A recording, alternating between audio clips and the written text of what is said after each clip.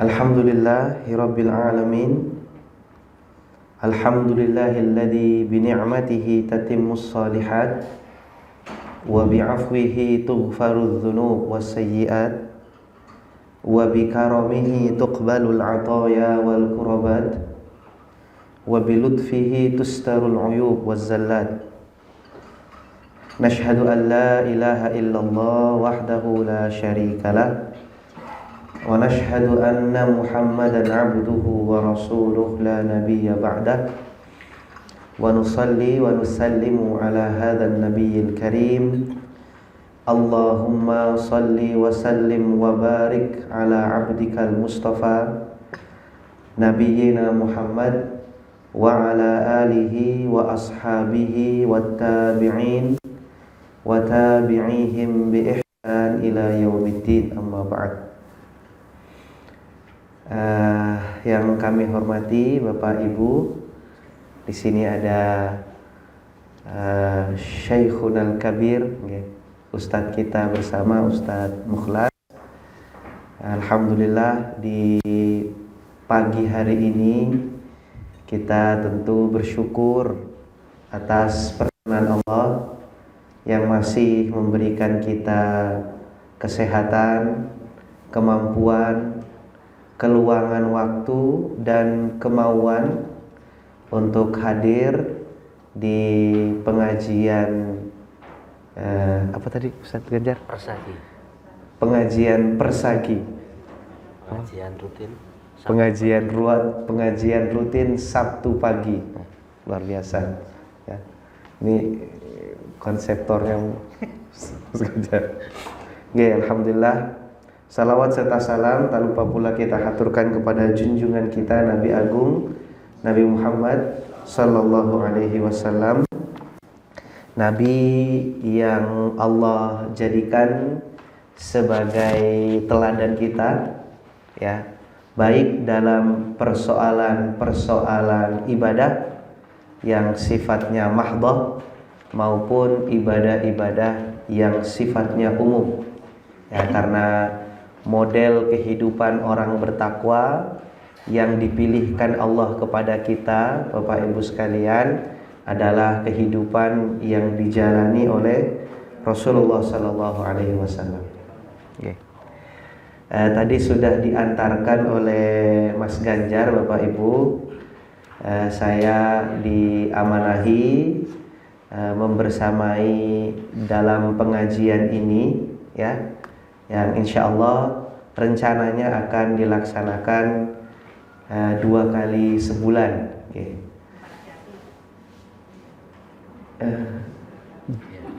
Dua kali sebulan. Ya, alhamdulillah. Kalau 4 kali sebulan nantinya 1 kali seminggu. Kasihan Mas Ganjar biasanya nge-gym dulu, jadinya malah nggak nge-gym. Oke, ini insyaallah sebenarnya pemainnya 2, Bu. Ya, nanti bisa bergantian dengan Ustadz Alma kemarin. Sekiranya beliau juga waktunya slow.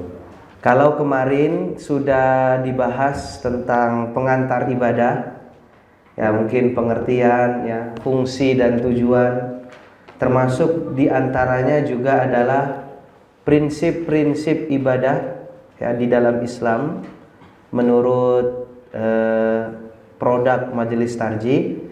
Maka insya Allah di pertemuan kali ini kita sudah memasuki tuntunan ibadah bagian yang pertama, Bapak Ibu sekalian. Biasanya bagian yang pertama itu adalah tentang at-thaharah, yaitu kesucian atau bersuci. Jadi di HPT jilid 1 sendiri pun, Bapak Ibu sekalian, kalau kita lihat setelah Kitabul Iman, ya, bab atau kitab tentang iman, maka yang selanjutnya adalah Kitabut Thaharah, ya, pembahasan mengenai kesucian atau bersuci.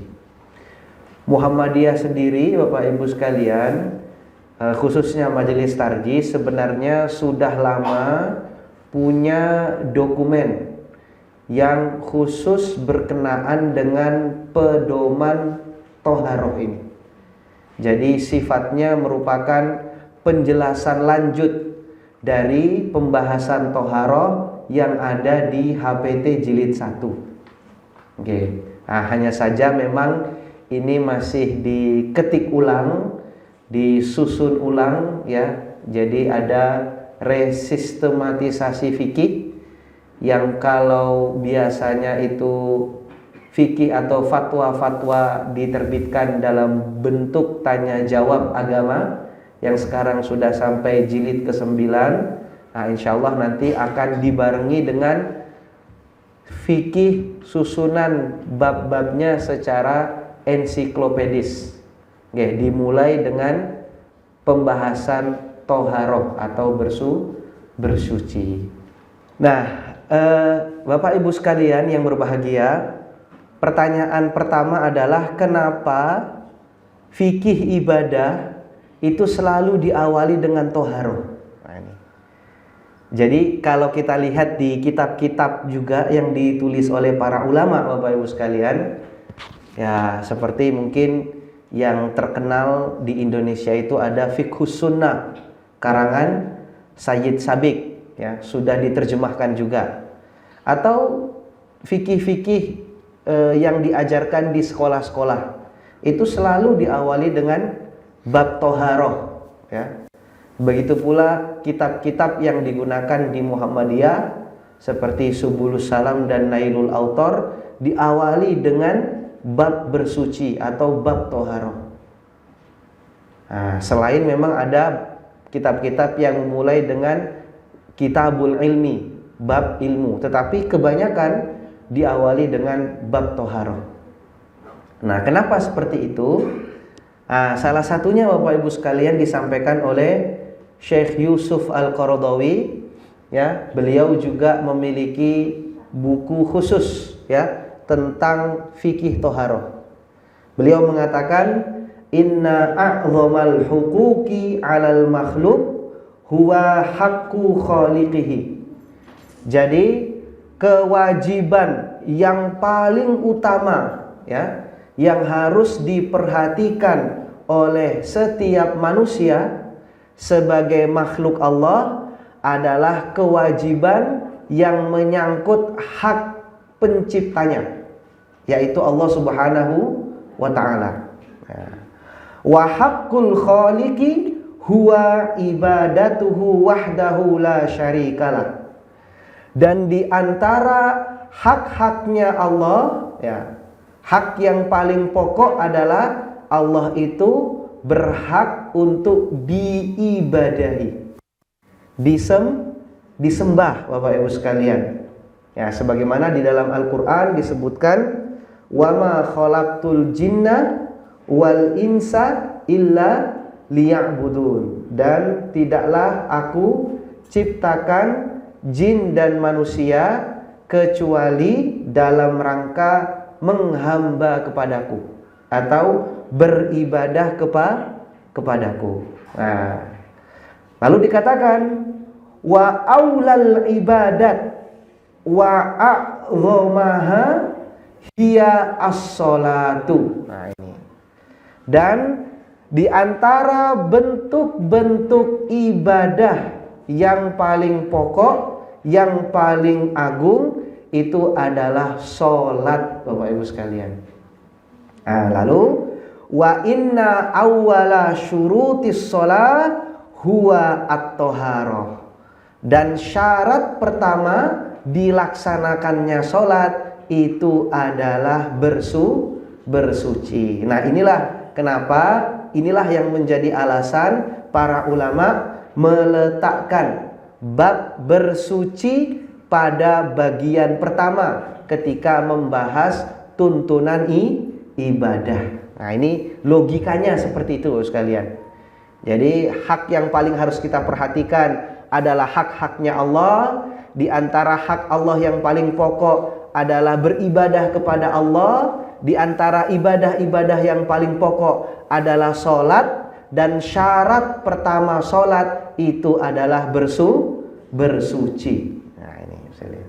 Atau kalau kita balik, bersuci itu sangat penting karena kalau tidak bersuci maka sholat tidak diterima.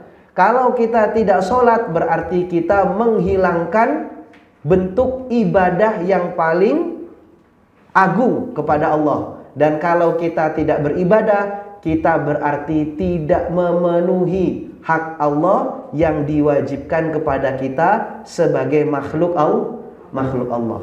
Nah makanya sekali lagi inilah pentingnya bab toharoh ini diletakkan di awal sebagai permulaan pembahasan fikih ibadah atau tuntunan ibadah. Nah Bapak Ibu sekalian, toharoh itu apa? Nah, toharoh tentu berasal dari bahasa Arab yang maknanya sama dengan kata an-nadhafah.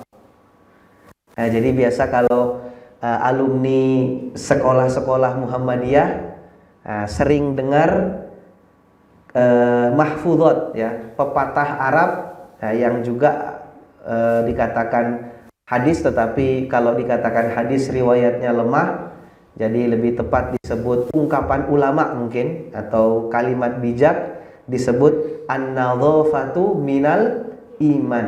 Nah ini biasanya dihafal oleh adik-adik ya yang sekolah di SD atau SMP atau sanawiyah atau aliyah Muhammadiyah. Itu an-nadhafatu minal iman ya. Kebersihan atau kesucian itu bagian daripada keimanan. Nah, sehingga kata at-toharoh di sini itu artinya juga kebersihan atau kesucian. Oke, secara istilah Bapak Ibu sekalian, atau kata toharoh kalau sudah masuk dalam pembahasan fikih ya, maka artinya yang pertama nadhafatun min nau'in khasin fiha makna ta'abbud lillah. Ya. Jadi bentuk upaya kebersihan khusus yang di dalamnya terdapat makna beribadah kepada Allah Subhanahu wa ta'ala. Ya, jadi kalau secara bahasa Bapak Ibu sekalian, apa yang kita lakukan dalam rangka membersihkan diri kita itu bagian daripada toharoh. Tapi kalau sudah masuk dalam hal fikih, maka tidak semua upaya kebersihan itu disebut toharoh. Nah, jadi baru disebut toharoh kalau sudah melakukan upaya pembersihan diri berdasarkan ketentuan-ketentuan syariat. Ya, ketentuan-ketentuan syariat. Nah, inilah yang disebut nadhafatun min nau'in khasin. Ya, jadi bentuk pembersihan diri, bentuk pensucian diri, tetapi pada jenis yang khusus. Yang khusus dalam arti bentuk pembersihan berdasarkan ketentuan syariat. Ya, yang di dalamnya fiha makna ta'abbud lillah. Yang dimana baru disebut toharoh kalau setiap kebersihan yang kita lakukan, setiap pensucian yang kita lakukan itu di dalamnya ada nilai ibadah kepada Allah Subhanahu wa ta'ala. Ya, jadi di situ ada niat kita membersihkan diri, ya, kita mensucikan diri dalam rangka atau niat karena Allah Subhanahu wa ta'ala, Bapak Ibu sekalian. Nah, secara lebih rinci Bapak Ibu sekalian, misalnya disebutkan toharoh itu adalah izalatul khobath al-hissiyyi bil ma'i wal hadath al-hukmi bil ma'i wat tayammumi. Jadi bersuci itu adalah menghilangkan khobath yang dapat diindrai. Nanti akan kita jelaskan. Atau khobath al-hissi itu biasanya juga disebut najis, Bapak Ibu sekalian. Nanti kita lihat ya, apa perbedaannya najis dan hadath. Atau dalam istilah fikihnya itu najasah atau tadi khobath. Dengan air atau sarana pensucian ya yang diakui di dalam syariat, dan juga hadas hukmi, hadas yang sifatnya status, Bapak Ibu sekalian, yang dihilangkan dengan wudu dan tayamum, atau juga bisa dengan mandi wajib atau mandi junub. Nah, ini adalah pengertian secara istilah. Nah, pengertian yang kedua ini ya merincikan pengertian yang pertama. Nah, di situ toharoh itu ada dua bentuknya ya, nanti akan kita lihat lebih jauh lagi. Jadi membersihkan najis dan membersihkan hadas ya, yang setiap bentuk pembersihannya ada caranya masing-masing yang diatur di dalam syariat sekalian. Nah, sehingga Islam ini Bapak sekalian adalah satu-satunya, katanya Syekh Yusuf Qaradawi, satu-satunya ajaran agama yang punya konsep toharo yang sangat lengkap ya. Nah, jadi tidak hanya pembersihan diri, tetapi juga ada pembersihan rumah, pembersihan wilayah-wilayah publik, bahkan juga nanti akan kita lihat pembersihan yang sifatnya batiniyah, kejiwaan. Nah, Majelis Tarjih dan Tajdid dalam tuntunan toharohnya itu juga mendefinisikan, memberikan pengertian toharoh. Toharoh itu adalah setiap upaya untuk menghilangkan atau menyucikan diri dari najis atau hadas dengan menggunakan alat yang mensucikan. Nah, ini nanti ada pembahasan sarana pensucian. Nanti membahas tentang alat apa saja atau benda apa saja yang diakui di dalam syariat bisa digunakan untuk bersuci. Nah, kemudian menurut cara yang disyariatkan agama. Nah, jadi lagi-lagi toharoh itu Bapak Ibu sekalian adalah bentuk pensucian diri, tetapi ketentuan-ketentuannya sudah diatur di dalam agama Bapak Ibu sekalian. Kemudian yang selanjutnya, nah dari definisi ini, pengertian ini, maka kita tahu Bapak Ibu sekalian bahwa setiap orang beriman itu punya dua status. Yang pertama adalah suci, yang kedua adalah tidak suci. Ya. Prinsipnya Bapak Ibu sekalian, dalam Islam setiap orang Islam itu suci, itu prinsipnya. Ya, pada asalnya, pada mulanya orang yang beriman itu suci Bapak Ibu sekalian. Dalilnya mana? Dalilnya salah satunya adalah hadis Rasulullah yang sangat terkenal, kullu mauludin yuladu alal fitrah. Ya, setiap anak Adam itu dilahirkan dalam keadaan suci. Ya, suci di situ dimaknai menjadi dua Bapak Ibu sekalian. Suci secara tekstual artinya tidak punya status kotor ya, dan juga tidak semuanya masih dalam keadaan fitrah ya, atau yang kedua adalah suci dalam arti masih dalam rel ajaran Islam. Nah, itu status yang pertama. Nah, status yang kedua adalah orang beriman ya, bisa juga atau manusia bisa juga dalam keadaan tidak suci ya. Nah, kapan seseorang disebut tidak suci Bapak Ibu sekalian? Kapan Bapak sekalian kalau orang itu disebut tidak suci? Nah, tadi kalau melekat pada dirinya ya benda yang dikategorikan najis, atau nah itu tadi ya, dia melakukan sesuatu yang akhirnya punya status berhadas ya. Nah, jadi ini ya sekalian. Jadi disebut tidak suci seseorang Kalau dia dalam keadaan najis atau kalau dia dalam berkeadaan hadas, sekalian. Nah, ini dua disebut tidak suci.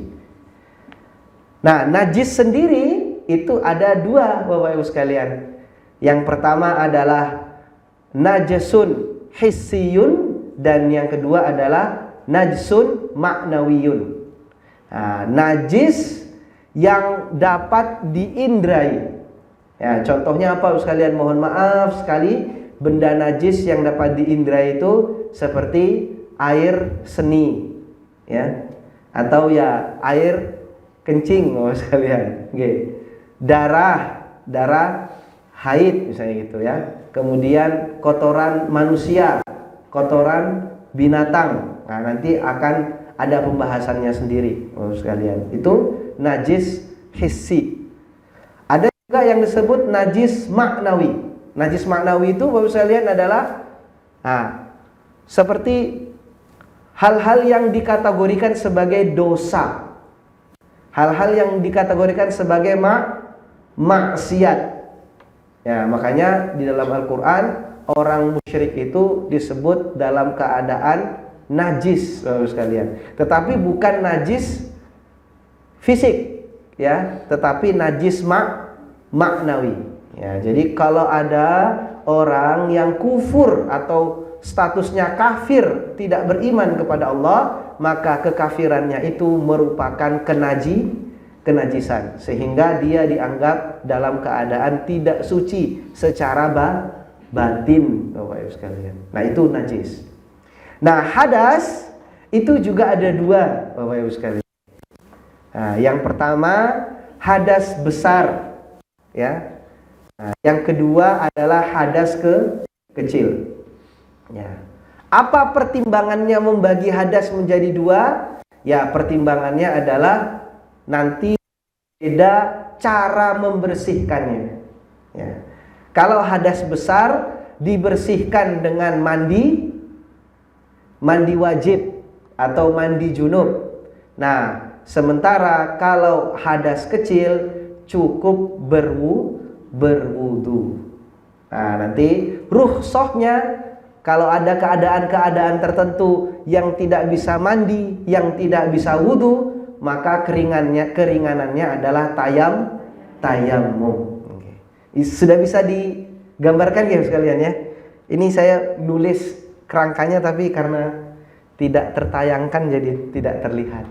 Ya, itu tadi pokoknya keadaan tidak suci disebabkan dua hal. Yang pertama najis dan hadas. Najis ada dua, najis yang dapat diindrai, najis yang sifatnya maknawi. Kemudian hadas juga ada dua, hadas besar, hadas kecil. Nah, perbedaannya adalah metode membersihkannya. Nanti akan kita bahas apa yang dikategorikan hadas besar, apa yang akan dikategorikan hadas kecil.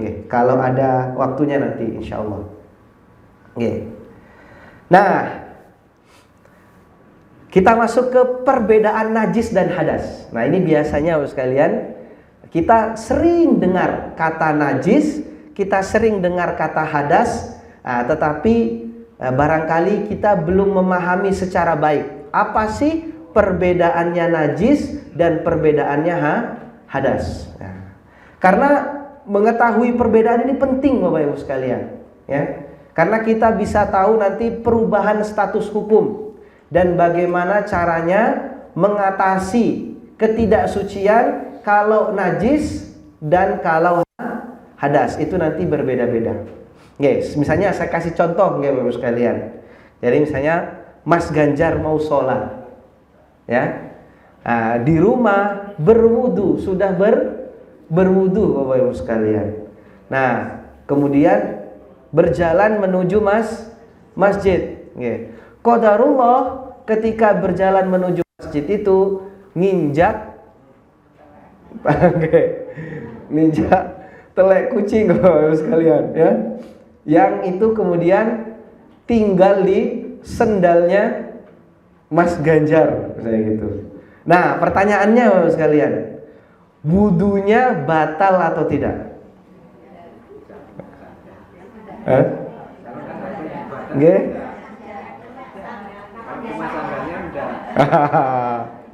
Berarti sudah mantap semua. Ya, wudunya tidak batal Bapak Ibu sekalian. Tetapi kalau Mas Ganjar sholat ya kemudian menggunakan sandalnya, sholatnya tidak sah ya. Tapi insyaallah enggak harus ya. Nah, ini penting sehingga kita tahu perbedaan najis dan hadas. Nah, kita bisa membedakan najis dan hadas Bapak Ibu sekalian dari 3 hal. Yang pertama adalah bentuk zatnya, bendanya. Nih. Yang kedua adalah ausofuhuma, sifatnya, karakternya Bapak Ibu sekalian. Nah, dan yang ketiga adalah turuku izalatiha, cara menghilangkannya. Nah, ini jadi kita bisa tahu, oh ini najis, oh ini hadas. Nah, dengan 3 ini. Jadi bendanya, sifatnya, cara menghilangkannya. Nah, dari zatnya Bapak sekalian, tadi kita sudah bahas. Kalau najis di dalam tuntunan toharoh itu, jadi najis itu bendanya konkret dan terlihat.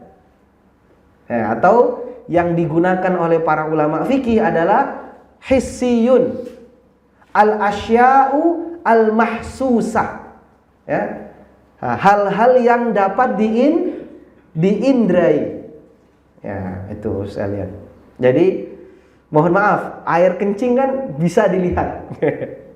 Ya, kemudian kotoran-kotoran itu juga ada bendanya Bapak Ibu sekalian. Nah, itu najis dari segi bendanya. Berbeda dengan najis, kalau hadas Bapak Ibu sekalian itu tidak ada bendanya. Ya, status misalnya mohon maaf Bapak Ibu sekalian, kita habis buang air kecil. Ya. Setelah kita buang air kecil, kita siram dengan baik, kemaluan kita juga bersihkan. Nah, kalau sudah dibersihkan seperti itu, kita sudah suci apa belum, Bapak sekalian? Nah, kenapa belum? Karena masih ada hadas. Nah, jadi ketika kita buang air kecil, ya, benda najisnya itu adalah air seninya tadi. Kita bersihkan dengan izalatu madatin najasa, menghilangkan sebersih-bersihnya materi atau benda najisnya, ya. Dalam hal ini menggunakan air, ya, tadi dibersihkan kemaluannya, lalu disiram tempat terkenanya air kencing dan disiram wilayah-wilayah yang kemungkinan terkena air atau cipratan air kencing. Nah, itu dengan begitu maka najisnya menurut syariat itu hilang. Kita bersih dari najis. Tetapi kita belum dianggap suci. Karena ketika buang air kecil, peristiwa buang air kecil itu menyebabkan kita memiliki status berhadas. Nah, ini sekalian. Nah, tetapi kalau ditanya hadasnya mana? Ya, enggak ada sekalian. Mana hadas? Tunjukkan kepada saya gitu. Enggak ada sekalian. Itu status sekalian. Ibarat orang ditunjuk sebagai kepala desa. Nah, bentuk kepala desanya mana? Tidak ada sekalian. Nah, itu status. Nah, cara menghilangkannya nanti kita lihat. Jadi tadi dari zatnya berbeda. Najis ada zat, ada bendanya. Hadas tidak ada bendanya. Makanya tadi disebut hadas hukmi, ya. Hadas tetapi yang sifatnya status hukum. Nah, ini pula lah Bapak Ibu sekalian yang menjadi argumentasi. Jadi kan ada orang, mohon maaf Bapak Ibu sekalian, orientalis ya, orang-orang yang tidak suka sama agama Islam, ngece, istihza, bilang orang Islam itu aneh ya. Yang mohon maaf sekalian, yang kentut itu pantatnya, yang dibersihkan wajahnya. Enggak logis katanya. Nah, ini Bapak Ibu sekalian, keluar statement seperti ini, pernyataan seperti ini karena belum belajar toharoh. Nah, jadi wudhu itu ya fungsi pokoknya tidak menghilangkan najis, tetapi fungsi pokoknya menghilangkan hadas. Dan hadas itu tidak ada bendanya. Hadas itu status hukumnya. Nah, ini Islam tetap argumentatif dan rasional Bapak Ibu sekalian. Kemudian yang kedua, ya, perbedaannya adalah sifatnya. Nah, kalau najis Bapak Ibu sekalian, karena dia ada bendanya, maka dia punya sifat-sifat yang bisa diindrai. Yang pertama adalah ta'mun, bisa dirasakan Bapak Ibu sekalian. Jadi mohon maaf, air kencing, kotoran itu ada rasanya Bapak Ibu sekalian. Kalau enggak percaya coba. Enggak. Pasti ada rasanya. Kata Nabi, ta'muhu, ada rasanya Bapak sekalian. Kemudian yang kedua adalah rihuhu. Ya, rihuhu, ada baunya Bapak Ibu sekalian. Itu juga sifat dari najis. Nah, yang kemudian adalah yang kedua adalah launuhu. Nah, itu adalah ada warnanya. Jadi najis itu ada rasanya, ada warnanya, ada baunya. Ada ta'muhu, ada launuhu, ada rihuhu. Nah, sementara kalau hadas, ya karena dia hanya sifat status, maka dia tidak ada sifat-sifat yang bisa diindrai. Seperti itu. Nah, kemudian yang ketiga adalah perbedaan pada cara menghilangkannya. Nah, ini. Kalau najis, karena bendanya ada, maka cara menghilangkannya adalah izalatu madatin najasah. Cukup dengan menghilangkan benda najisnya. Benda najisnya dianggap hilang kalau sifatnya sudah hilang Bapak Ibu sekalian. Ya, jadi dalam fikih kalau kita membersihkan najis, ya kita harus betul-betul bersih sebersih-bersihnya. Nah, bukti dari bersih itu adalah hilang bendanya. Ya, tentu tidak ada lagi warna benda tersebut dan juga tidak ada lagi baunya Bapak Ibu sekalian. Nah, sehingga dalam hal ini bentuk dari kehati-hatian Bapak Ibu sekalian, kalau Bapak Ibu mau wudu, kemudian tempat wudunya dalam kloset, tetapi kok klosetnya bau, sebaiknya jangan wudu di situ. Ya, karena itu menunjukkan bahwa ada najis yang tidak terhilangkan atau masih ada sisa-sisa kenajisan karena baunya masih tercium Bapak Ibu sekalian. Nah, sebaiknya pindah ke tempat lain yang lebih bersih. Nah, itu. Tetapi kalau bendanya nanti akan diatur Bapak Ibu sekalian, ya. Nanti akan kita bahas mungkin di pertemuan berikutnya adalah sarana pensucian. Jadi ada benda-benda yang digunakan untuk menghilangkan najis. Dan benda-benda najis juga nanti akan kita bahas. Nah, sementara hadas Bapak Ibu sekalian, karena tidak ada bendanya, maka cara menghilangkannya sudah ditentukan oleh syariat. Yang kita kenal dengan mandi wajib, wudu atau tayamum. Itu namanya menghilangkan hadas Bapak Ibu sekalian. Nah, ini perbedaan antara najis dan hadas. Nanti saya mohon diingatkan kalau. Nah, Bapak Ibu sekalian yang berbahagia, pembahasan selanjutnya dalam tuntunan toharoh yang dikeluarkan itu adalah kedudukan toharoh itu sendiri. Nah, pertanyaannya tadi kan, apa sih pentingnya toharoh? Ya, paling tidak Bapak Ibu sekalian, kita tahu kedudukan toharo dalam Islam itu dari dua hal. Yang pertama Bapak Ibu sekalian, yang tadi sudah kita bahas sedikit adalah toharoh itu tidak mungkin dipisahkan dari keimanan. Ya, dalam hadis yang sahih diriwayatkan oleh Muslim, Imam Muslim, Rasulullah Shallallahu Alaihi Wasallam bersabda, "At-tuhuru syatrul iman." Kebersihan itu bagian daripada keimanan. Ya, jadi salah satu bagian, salah satu cabang keimanan itu adalah kebersihan. Dalam arti orang beriman tetapi tidak memperhatikan kebersihannya, Bapak Ibu sekalian, berarti itu indikasi imannya tidak sempurna. Buang air kecil tapi kok tidak disiram, ini menunjukkan kurang iman, Bapak Ibu sekalian, ya. Buang air besar tapi kok diguyur sekali saja terus masih ada yang ngambang-ngambang, itu berarti tidak kurang beriman, Bapak Ibu sekalian. Jadi tadi kebersihan, semakin bersih seseorang maka itu indikasi bahwa imannya baik, Bapak Ibu sekalian. Jadi di dalam Islam itu tidak ada ajaran semakin kotor tanda tawadu. Bukan sekalian, ya.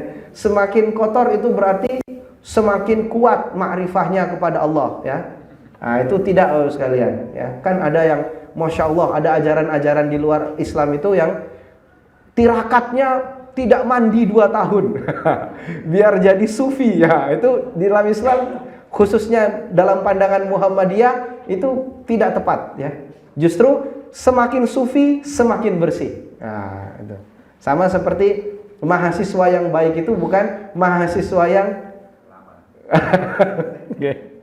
tidak bersih, ya, yang harus bersih, ya, seperti itu. Nah, yang kedua Bapak Ibu sekalian, karena dia bagian dari keimanan, maka kebersihan itu merupakan syarat pokok ibadah. Nah, ini, ya. Jadi ibadah tidak akan diterima kalau tidak memenuhi syarat kebersihan. Ada paling tidak 2 hadis di sini Bapak Ibu sekalian, yang satu berstatus hasan, yang satu berstatus sahih. Berarti kalau hasan dan sahih dalam manhaj tarjih itu dapat dijadikan hujjah. Yang pertama Bapak Ibu sekalian, dari Ali bin Abi Thalib, Rasulullah Shallallahu Alaihi Wasallam bersabda, "Miftahus sholat at-tuhuru." Kunci sholat itu adalah kesucian. Jadi tidak diterima sholatnya seseorang kalau tidak suci. Dalam hadis yang lain dari Abdullah, Rasulullah Shallallahu Alaihi Wasallam bersabda, "La tuqbalu sholatun bi ghairi tuhurin."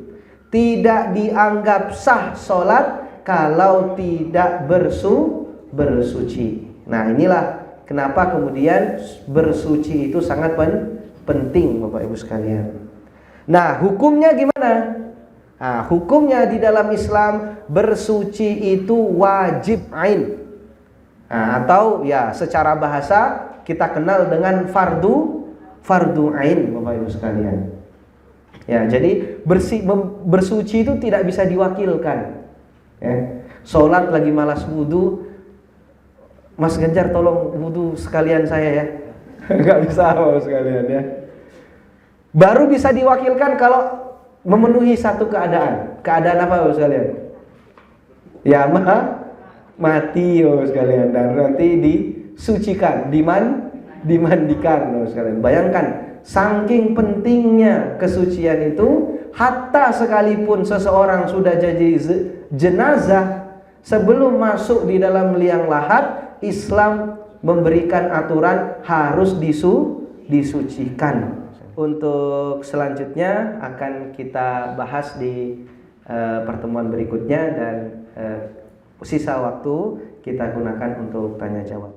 Sudah wudu dan juga satu waktu sudah sholat. Tapi kan tempo berikutnya sudah umpamanya 2 jam atau apalagi sampai 3 jam mau sholat, ini rasanya gimana? Ini sudah batal atau masih terus? Ini baiknya mana kalau dalam keadaan seperti ini? Nggih. Nggih, Bapak Ibu sekalian,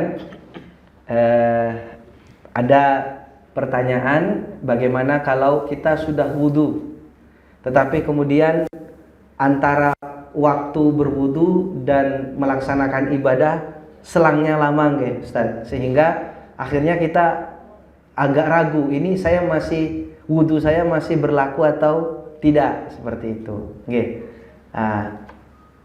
Tapi ini perlu disampaikan terlebih dahulu. Kalau beliau yang bertanya itu ada kaedahnya, mal mas'ulu a'lamu minas sa'il, ya. Orang yang ditanya tidak lebih tahu daripada orang yang bertanya. Ya, ini pertanyaannya itu litarbiyah, seperti ketika malaikat Jibril bertanya kepada Nabi Muhammad, mal ihsan, mal Islam, apa itu Islam, apa itu ihsan. Bukan berarti malaikat Jibril tidak tahu, tetapi itu cara atau metode mengajari, kalau saya lihat. Okay. Nah, nanti kalau saya salah nanti ditambahi Ustaz Mukhlas. Okay. Nah, tadi pertanyaannya Ustaz Mukhlas itu Masya Allah sekali, orang yang menunjukkan paham fikih, mana yang sebaiknya dilakukan. Nah, penting ini Bapak sekalian, dalam fikih Bapak Ibu sekalian, yang sebaiknya itu disebut afdholiyah, ya. Tetapi itu berbeda dengan status hukum, ya. Secara fikih status hukumnya Bapak Ibu sekalian, kalau ada orang yang sudah berwudu, ya, sudah dia pastikan sudah berwudu, lalu berselang waktu yang lama baru dia ibadah, nah, di situ terjadi keraguan-raguan apakah wudunya masih ada atau tidak, maka secara fikih Bapak Ibu sekalian, wudunya dianggap sah. Ya, karena menggunakan kaedah al aslu baqa'u makana ala makana. Ya. Jadi pada asalnya yang diberlakukan adalah hukum yang dahulu, sebelum ada kepastian ada hukum yang lain, ya. Kemudian ada kaedah yang mengatakan keraguan tidak bisa menghilangkan keyakinan. Nah, jadi di sini kan status ragunya itu adalah batal atau tidak, nggih. Tetapi status yakinnya itu adalah yakin sudah wudu. Nah, maka dalam hal ini menggunakan kaedah-kaedah ini, kalau dalam keraguan seperti itu, maka itu tetap sah Bapak Ibu sekalian. Hal ini berdasarkan apa? Kaedah-kaedah ini berdasarkan salah satu hadis Nabi SAW.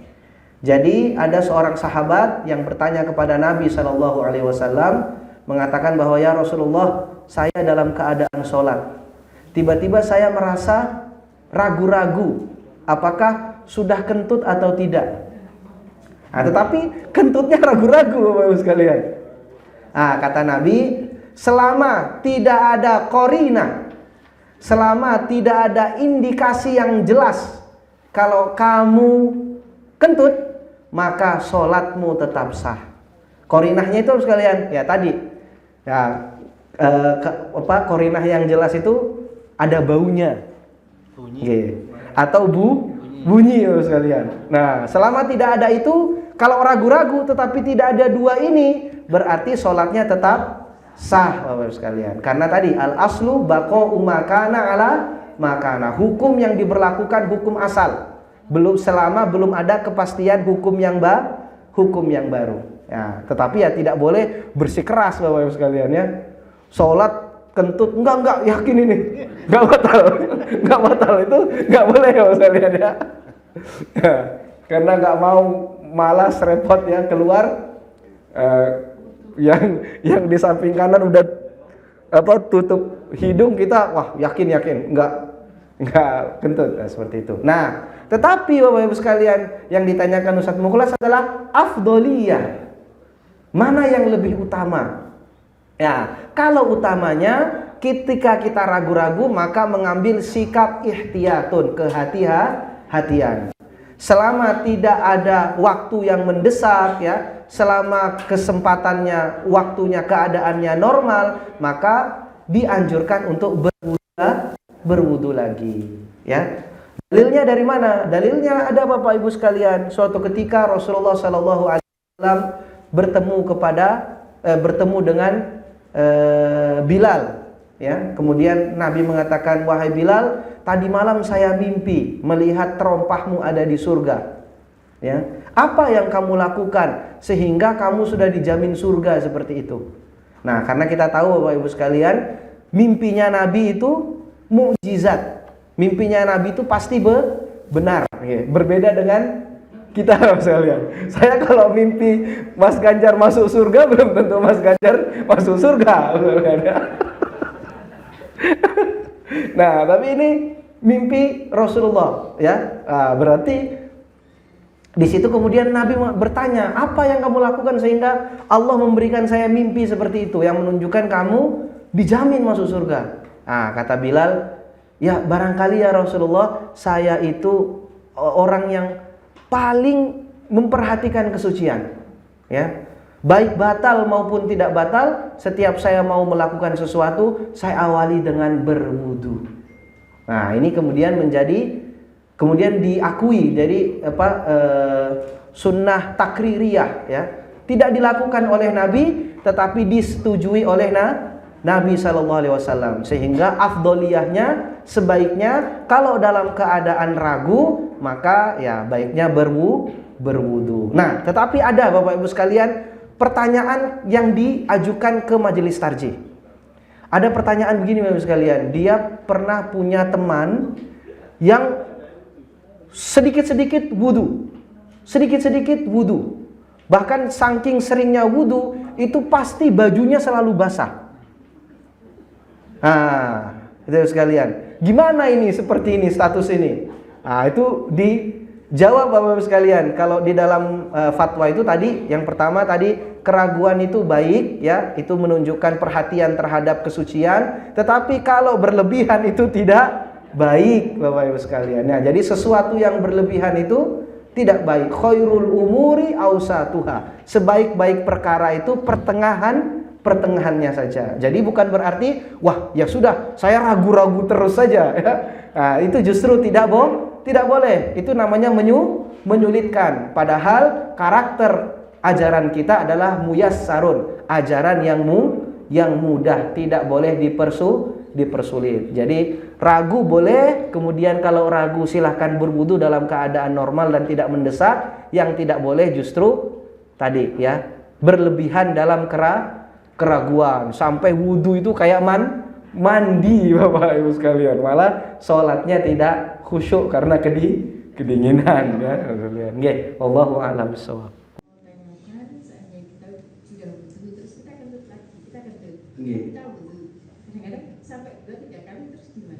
Oh, oke. Ikut dol niku.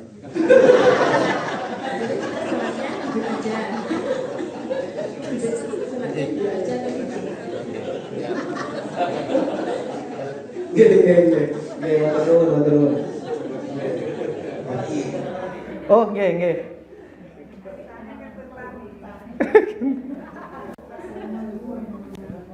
Waalaikumsalam warahmatullahi wabarakatuh. Melanjutkan soal kentut ya. Saya pernah dengar kalau misalkan itu pada saat sholat kemudian kita kentut tapi tidak bersuara dan tidak bau, apakah itu membatalkan sholat kita atau tidak?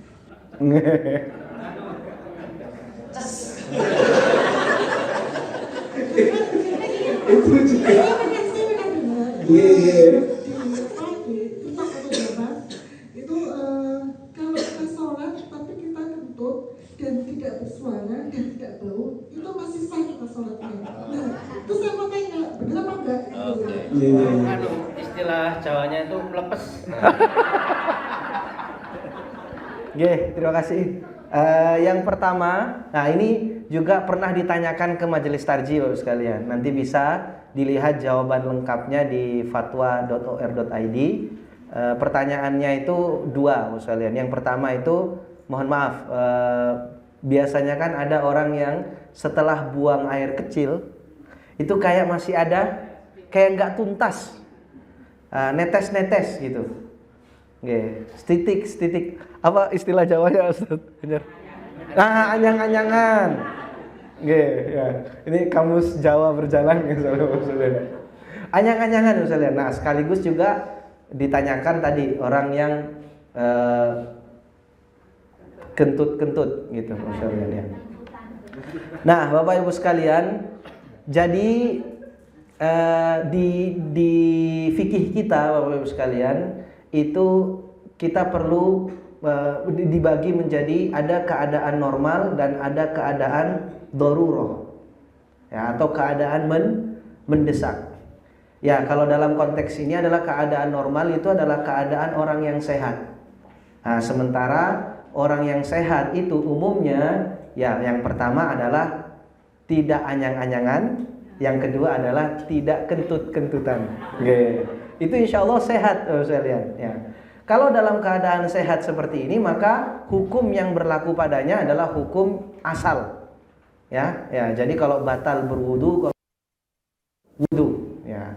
Tetapi kalau dalam keadaan darurah Bapak Ibu sekalian maka ada perubahan hukum ya atau taghayyurul ahkam, perubahan hukum. Ya, atau misalnya dalam satu kaidah ad-daruratu tubihul mahdhurat. Keadaan darurat itu memperbolehkan sesuatu yang dilarang Bapak Ibu sekalian. Maka dalam fatwa tersebut disebutkan orang yang anyang-anyangan ya maka dia boleh untuk tidak wudu lagi ya, karena itu menyulitkan bahkan hampir mustahil nanti dia untuk melaksanakan sholat karena anyang-anyangan terus, karena batal terus nanti statusnya. Maka dalam hal ini dia boleh Bapak Ibu sekalian, pertama kalau yang penting setiap mau sholat berwudu terlebih dahulu, lalu pakai pampers ya bisa pakai ya pampers orang yang sakit anyang-anyangan itu ada Bapak Ibu sekalian,